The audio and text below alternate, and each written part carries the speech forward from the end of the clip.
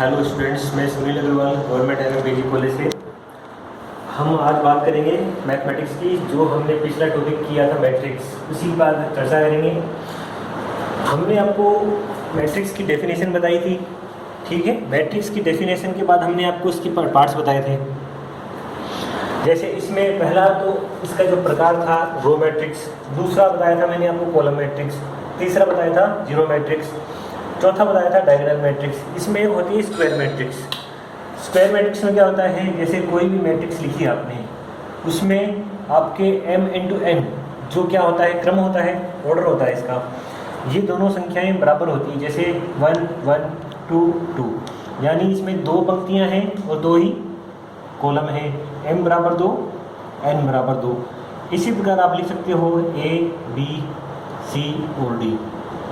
ये भी क्या है, आपकी एक स्क्वायर मैट्रिक्स है, यानी ऐसी मैट्रिक्स जिसके अंदर जितने कॉलम हैं उतनी ही पंक्तियां हैं, वो क्या कहलाती है, स्क्वायर मैट्रिक्स, ठीक है।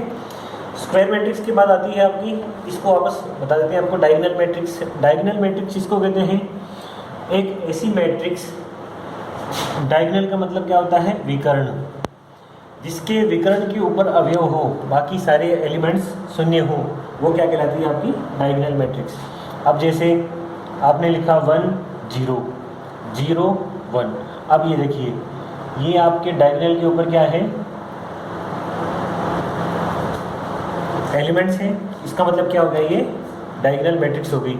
इसको आपने 2 लिख दिया, 3 लिख दिया, कुछ भी आप जो नंबर्स हैं आप लिख सकते हैं, ठीक है।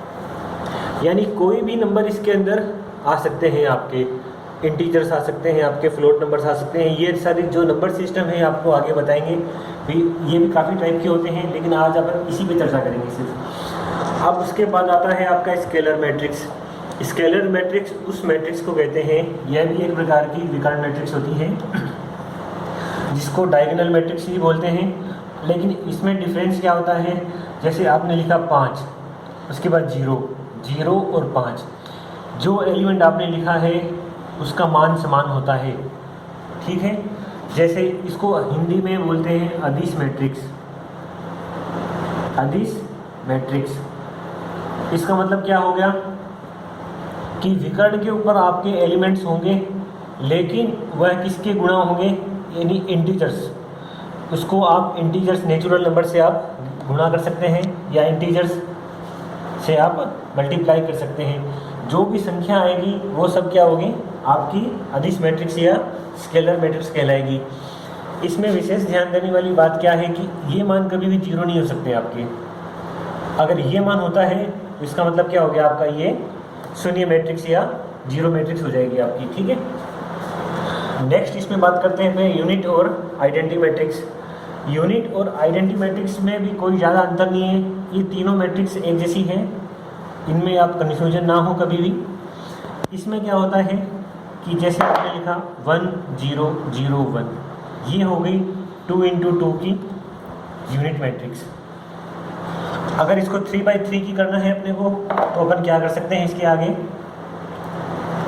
0 लगा के, यहाँ 0 लगा दिया और ये 0। अब क्या है, ये देखो विकर्ण के ऊपर, आपके डायगोनल के ऊपर क्या है, सिर्फ इकाई अंक है, 1 1 1 यानी विकर्ण के ऊपर जब इकाई अंक हो उसको क्या बोलते हैं, यूनिट और आइडेंटिटी मैट्रिक्स, ठीक है। ये जो आपकी होगी, देखो स्क्वायर मैट्रिक्स, डायगोनल मैट्रिक्स और स्केलर मैट्रिक्स। स्क्वायर मैट्रिक्स को छोड़ दें आप, डायगोनल मैट्रिक्स, स्केलर मैट्रिक्स और यूनिट मैट्रिक्स, ये तीनों ही बेसिकली आपकी डायगोनल के ऊपर बेस्ड हैं, विकर्ण के ऊपर आधारित हैं। थोड़ा सा अंतर क्या होता है इनमें, स्केलर मैट्रिक्स में तो जो आपकी यूनिट मैट्रिक्स है किसी अदिश संख्या से गुणा होती है। अदिश संख्या आपको पता होना चाहिए, ऐसी राशि अदिश राशि कहलाती है। अदिश राशि जो जिसके ऊपर, जिसका सिर्फ द्रव्यमान होता है, यानी द्रव्यमान होता है, इसकी में डायरेक्शन नहीं होती, दिशा नहीं होती, दिशा नहीं होती, सिर्फ द्रव्यमान होता है, उसका कोई वेट होता है, दिशा डायरेक्शन नहीं होती, उसको बोलते हैं अदिश राशि। जितनी भी आपकी इंटीजर्स राशि हैं वो सभी क्या कहलाती हैं, फ्लोट नंबर से सारे के सारे अदिश राशि कहलाती हैं।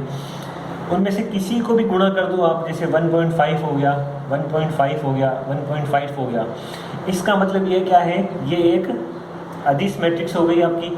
अगर यहाँ पे आपने इस 0.5 को हटा दिया, सिर्फ एक एक एक रह गया, तो ये आपकी होगी यूनिट मैट्रिक्स। अगर आपने इसकी जगह अलग अलग संख्याएं लिख दी, जैसे 1, 2 और ये 5, तो ये आपकी क्या कहलाएगी, डायगोनल मैट्रिक्स कहलाएगी। अगर इसमें आपको फिर भी कोई कन्फ्यूजन है तो आप मेरे को मैसेज कर सकते हैं, मैं आपको क्लियर कर दूंगा। और अब नेक्स्ट जो मैट्रिक्स इसमें आती है, ट्राइंगुलर मैट्रिक्स, त्रिभुजाकार मैट्रिक्स।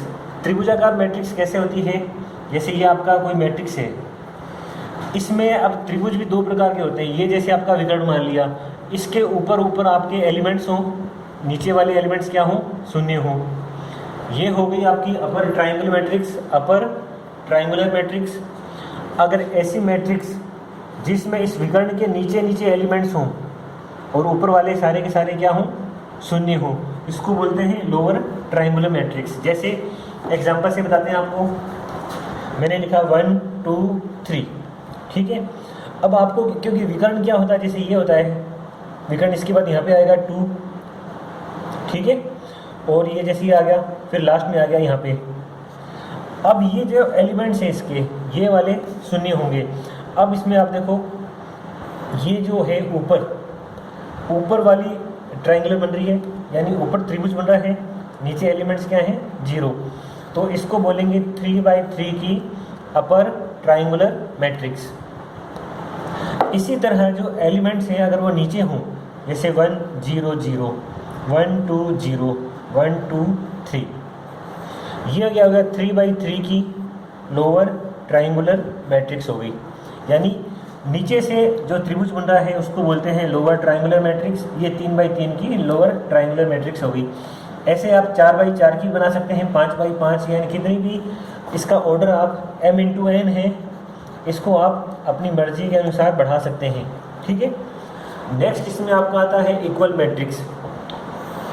इक्वल मैट्रिक्स में विशेष ध्यान देने वाली बात क्या होती है कि जो भी मैट्रिक्स होती है, जैसे आपने लिखा, दो मैट्रिक्स लिखी आपने ए और बी, ए में आपने लिखा 1 2 3 4, ठीक है, बी आपने लिखा 2 3 4 5, ठीक है।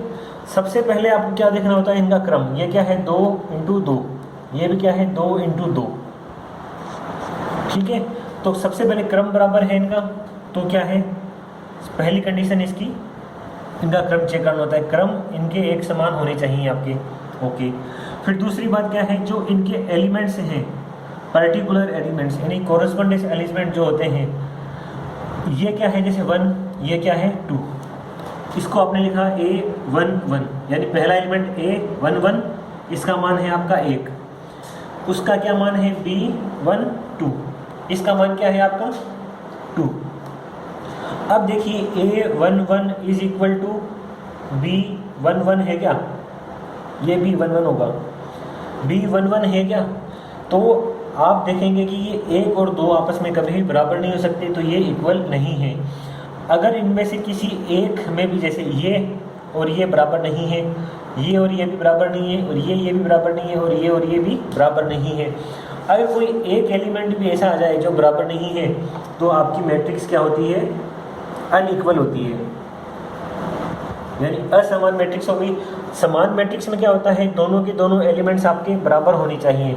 कैसे बराबर होने चाहिए, जैसे ए का मान आपने लिखा 1 2 3 4, बी का भी लिखा 1 2 3 4। अब ये मैट्रिक्स क्या है, ए इक्वल बी, इसको आप लिख सकते हैं ए इक्वल बी, यानी एक मैट्रिक्स बी ए मैट्रिक्स बी मैट्रिक्स के समान है। इसमें क्या होता है भाई, सबसे पहले कंडीशन क्या बताई मैंने आपको, क्रम देखना होता है। दूसरा, इसके बाद एलिमेंट्स देखने होते हैं, इनके पर्टिकुलर एलिमेंट्स जो कोरस्पोंडेंस है, पहला एलिमेंट पहले के बराबर होना चाहिए, दूसरा दूसरे के बराबर होना चाहिए, तीसरा तीसरे के बराबर, चौथा चौथे के बराबर। अगर इनमें आपको ऐसे दे दें, यहाँ पे लिख दिया ए, ठीक है, और आपको कह दिया जाता है कि ए इक्वल बी है, आप ए का मान बताएं, तो आप आराम से बता सकते हैं। क्यों? क्योंकि देखो, एक के बराबर है, तीन के बराबर है, चार के बराबर है, तो ये एक किसके बराबर होगा, 2 के बराबर, तो ए का मान क्या हो जाएगा 2। इस प्रकार भी आप बता सकते हैं। तो आज आपकी सिर्फ डेफिनेशन बताई गई है, कल इस पर अपने न्यूमेरिकल्स करेंगे आगे, कोऑपरेशन करेंगी। धन्यवाद।